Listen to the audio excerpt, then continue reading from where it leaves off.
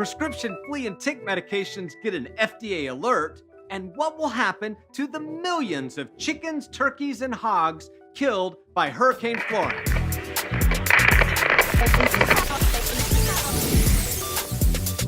Welcome back to Off-Label Veterinary News, your source for commentary on animals, medicine, and practice life.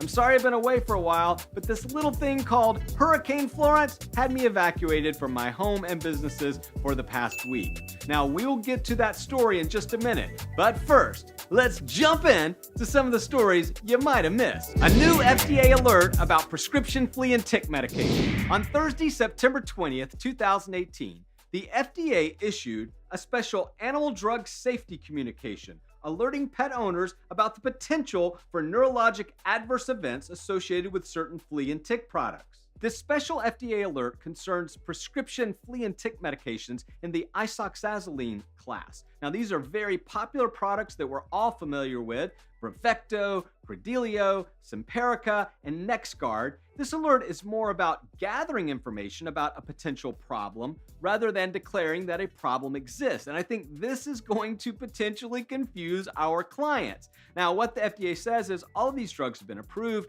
We found that these events are very, very rare, and they just want to find out if there is more to the story than they know this far. They point out that during the first 3 years of any drug, that they are very, very attentive to any reports. And so in the end, all they're asking for veterinarians and pet owners to do is to notify them if they see any tremors, any seizures, or other neurologic signs. What do you think, off-labelers, about this latest alert? Do you think it will cause more confusion in the marketplace, or do you think it will actually help us settle the debate once and for all over the safety of this class of drugs? I want to hear from you.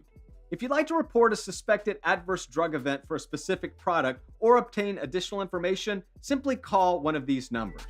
What will happen to the millions of chickens, turkeys, and hogs killed by Hurricane Florence? To date, over 3.4 million chickens and turkeys and over 5,500 hogs have been killed by Hurricane Florence. Now, this in and of itself is a tragedy, but what may follow may be even more tragic.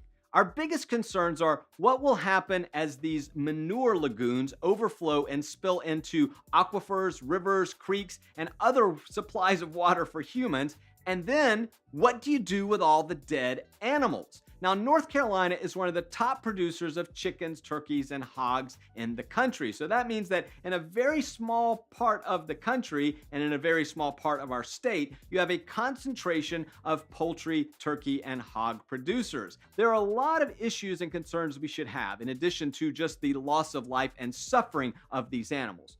What's going to happen is these manure lagoons overflow their banks and spill into aquifers that supply our own foods. And really, one of the biggest questions that's coming up now is what to do with these millions of dead animals. Now, in 2016, after Hurricane Matthew, the North Carolina Department of Agriculture issued guidelines in which they stated that the number one preferred way to deal with deceased animals during a flood or other natural disaster is by rendering. Now, rendering, as many of you know, is how we get animal proteins into pet foods. So, are we actually saying that all of these drowned animals will wind up in pet food? Now, it's too early to state, but I think we need to stay on top of this issue. And more importantly, as a profession, what do we feel about this? Is this the correct usage of these animals? And more importantly, how can we protect them in the first place from the horrific death of drowning? Not only do they have to live in what I would argue are pretty horrible conditions, but now they die in an even worse fashion. What do you think, off-labelers, about this latest livestock tragedy in North Carolina? What do you think about these animals being used in pet foods in the future? And finally, do you think that we do enough to protect these animals under our care? I want to hear from you. How you can help during Hurricane Florence.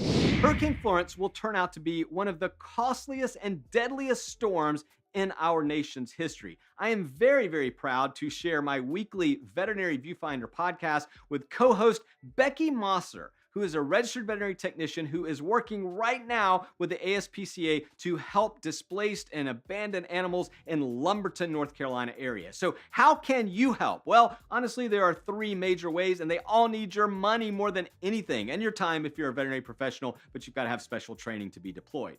First and foremost, contact the ASPCA. They're doing amazing work on the ground in conjunction with the Humane Society of the United States. HSUS is again, they're doing work today to help out. And finally, Best Friends is another excellent resource for your donations. They're doing a lot to help us out in North Carolina. Well, that's it for another edition of Off-Label Veterinary News. If you like content like this, please do me a favor and hit that subscribe button, and better yet, share it with a friend so that they can keep up to date on the latest breaking information and news in the veterinary profession. Until next time, keep living that off-label life. Bye.